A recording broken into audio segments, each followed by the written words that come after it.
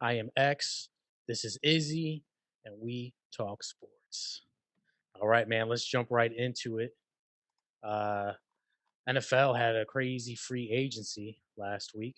We've seen a lot of upgrades and crazy moves and a lot of spending with some weird contracts with voided years. But let's start here with the Patriots. I think the Patriots really they dove in deep. They dove in quick. Something that we've never seen before. Bill Belichick spending this much money in free agency. So on day one, $232 million. Day one, I think it wasn't even like 1 o'clock. A free agency opened at 12. It wasn't even 1 o'clock yet, and the signings just were right back to back. What do you think about some of these signings, man? I gotta tell you, dude, I was so excited to just see the Patriots dig deep on some of these contracts and spend money like that. It has been so long since I've seen that, and it was just so exciting to see these kind of moves. But also, you got to think about the back story to it, the background to it. Is there like a hidden intention as to why he just all of a sudden decided, hey, let's just throw down money this year, go all out, and try and do the best we can with it. Because everyone knows Belichick is he's very he's very frugal when it comes to spending big money on players. It doesn't matter if you're Tom Brady. It doesn't matter if you're Rob Gronkowski. If you're gonna sit here and try and ask for a big contract, he's not gonna pay you You know what? because it's I think the biggest thing here is why he did this. The drafts haven't been great, mhm. and we have holes in a lot of areas. You look at tight end last year, Asiasi, Keen, they really didn't develop into what we thought they were going to be. There was injuries, and Asiasi was out for Izzo. a little bit. I mean, Izzo is, Izzo, but he's not one of those main kind of targets that you want in your offense, right? So when you look Mhm. at the drafts, these previous drafts, I think Bill whiffed on a bunch. I think the linebackers are young with Uche and Winovich, showing promise, but they're young. And then the opt outs that they had, I think he was like, "Hey, listen, we're gonna fix this now. We have the cap room now. We don't have a big, quarterback that is taking a lot of money and chunk of change." And they, with the way that they signed Cam Newton, it was a friendly deal. So they had the moves to fix the defense and the offense with the holes in free agency, and they capitalized on it. One thing that I see here just standing out to me, you look at Johnu Smith at 4 years, 50 million. Hunter Henry 3 years at 37.5 million. It's spending big on the tight end. I think what it looks like is Bill is going back to that 12 personnel that we won a lot of games with. So Mhm. I think those are huge And moves. yeah, and one of the things that really got me excited about the two moves that could just potentially be very critical to building this offense the way that it needs to be built is when they picked up Johnu Smith and Hunter Henry. Yeah. I saw a lot of things that said Hunter Henry is overrated, this and that. But what happens when you have him with another good tight end on a double tight end set? I mean, you got you got linebackers that now will have to cover two different tight ends who are like I want to say what five in the league for tight ends, top five, top 10, Yeah, for sure. right? So it was just exciting because it's going right back to that nostalgia of the Gronk and the Aaron Hernandez, Yeah. for the Patriots. It's almost like you're seeing that again, Right. in its own way. Right. Yeah, I mean, yeah, it's Um, definitely in its own way because when you look at Gronk and Chico, it was just a little different in where Hernandez was he was a move tight end where you could put him, at fullback or halfback and put him at receiver, and he was a move tight end. And Johnu Smith is that guy, but Johnu Smith he can block. And one thing mhm, about Aaron was that he wasn't a great blocker. Gronk was the blocker, and then he'll work the seam. We're going to see a lot of different looks, but in the red zone where the Patriots were absolutely terrible last season, they're going to have mhm, some big targets in the red zone. So I definitely love those big moves there. I'm also looking at Nelson Aguilar, 2 years, $26 million. Do you think that was an overpay? Mhm. Mhm. Okay, so I think I think Nelson Aguilar was statistically did well last year, right? Um, but an overpay, yeah, probably. You think it was an I think overpay? so. Yeah, I think so. I think I when you gotta you say, you you dive in feet first in free agency, you're going to pay a little bit more. I think everybody overpays in free agency when you're getting the top guys first. And he's not a top mhm, receiver, but I mean, he takes the top off the defense. He had a great season last year in Las Vegas. It's a 2 year deal. I don't see it much as an overpay. I think in dollars, okay, fine, but we had the space to do it. And we really needed that speed and route running because he has a nice route tree. So I think yeah. New England made a great move there.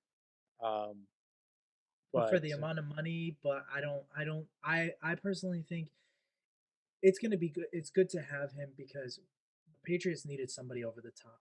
Nelson Aguilar is just known for that. He's known for not only being able to make a play in that midfield, but also on the long routes.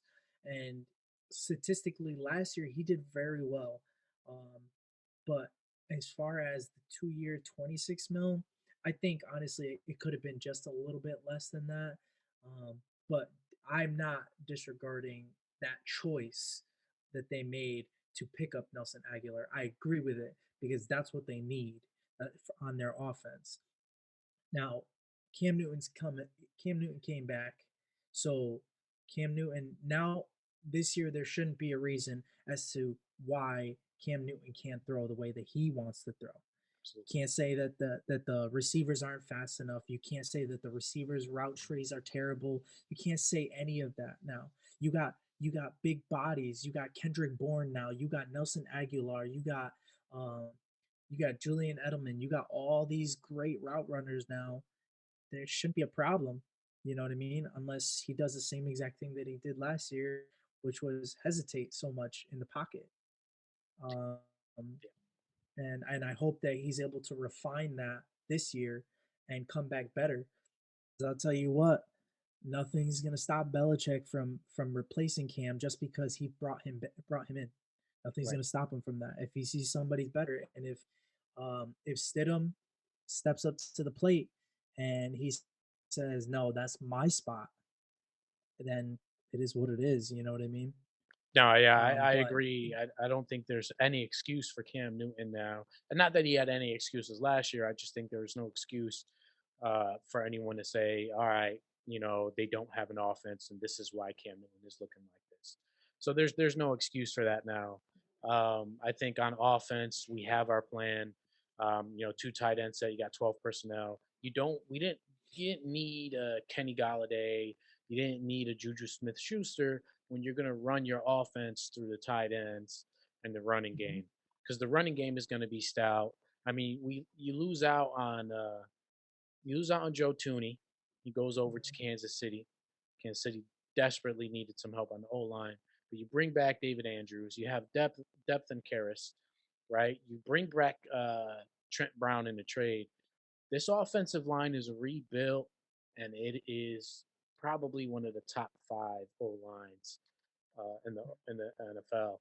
So Cam Newton's going to have time to throw the ball, but they're going to be bullying. He really built this from the inside out, so they're really going to be bullying in the run game, and Cam Newton's legs is going to be a big part of it. So mhm, very very interesting to see that. I'm very happy to see New England going in the right direction after that one off year. Now looking at these moves on defense, Matthew Judon, man, and bringing back Kyle Van Noy, I think that was probably the best deal in the offseason so far is bringing back Van Noy. I mean, you got him on a cheap bravo. deal. You let him go down to Miami, right? You get a fourth round compensation pick for him, and then you bring him back the next year on a cheap, team friendly deal. And he's going to be great next to Mhm, Judon and Dante Hightower. That mhm, linebacking core is going to be awesome with the depth with Winovich and Uche. Love the yep, move. yep. Love I the move. agree. I Jalen agree. Mills. Jalen Mills. What do you think about that Jalen Mills move? Bro, everything on defense. I loved every single move on defense. It just made so much sense. And it was like Belichick already knew a year to 2 years ago what he was going to be doing. Yeah. It's like he already knew this. He literally just took out a scrapbook and said, "All right, 2022 or 2021. Here we go. This is exactly what I said is going to happen, and these are the moves we're going to make. Here you go." So it was just, I love it. The Trent Brown, I love Kyle Van Noy bringing him back for the 2 years on a cheap deal, 13.2 million, bro. Yeah. Yeah. It's great. It's a great deal. 13.2 million, awesome.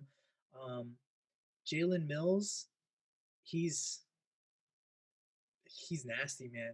He's He versatile, he's man. he's He's versatile. yeah, dude. Yep. Yeah, and he keeps up with the best of them. That's what I like about him. Yep. He keeps up with the best. Um, Well, with Chung for me, retiring, yeah, him being versatile, being able to play safety, huge, huge. I think yeah, that's a and big on deal. top of that, it was smart too because um, Patrick Chung retiring, and Patrick Chung was the same exact way. Super. Again, you said it. He was super versatile. He played to the ball, never never really let anyone get by him. And the best part that I love about it is that he was with the Ravens, bro. That Ravens defense was phenomenal. Was that him? No, no, no. I'm sorry. That was Um, Judon. You talking about who Jalen was he with Mills? last year? The That's Eagles. for Judon. So Jalen Judon, Mills Judon, with the Judon. Eagles. Eagles. That's what it was. My bad. Yeah. Um, But man, I still think Bear. All these moves, great. I still think New England needs help interior defense. Lawrence Guy went to go ahead and visit Miami. He's still out there. You bring in Devon Gottschall for as a nose tackle for that interior defensive line. But when I look at some of the names out there that are still free agents, we could possibly make a move there as well, unless he's going into the draft or using some of the depth they got. But I still think that's an area where New England can make another move at and running back. I think they need a mhm. third down running back. They have a good 1-2 punch in Damian Harris and Sony Michelle, but I also think they need a third down running back. And Leonard Fournette's still out there. That's a good Yeah, pickup right there as well. So it's interesting to see. I mean, James White hasn't moved on yet. He's taking a few calls, mhm. but you have JJ Taylor back there, who I think is very underrated. When he had his chances, I think he averaged about 4 yards a carry, which was ridiculous. He did a very good job as a rookie, undrafted. So third down running back for me, and interior defense.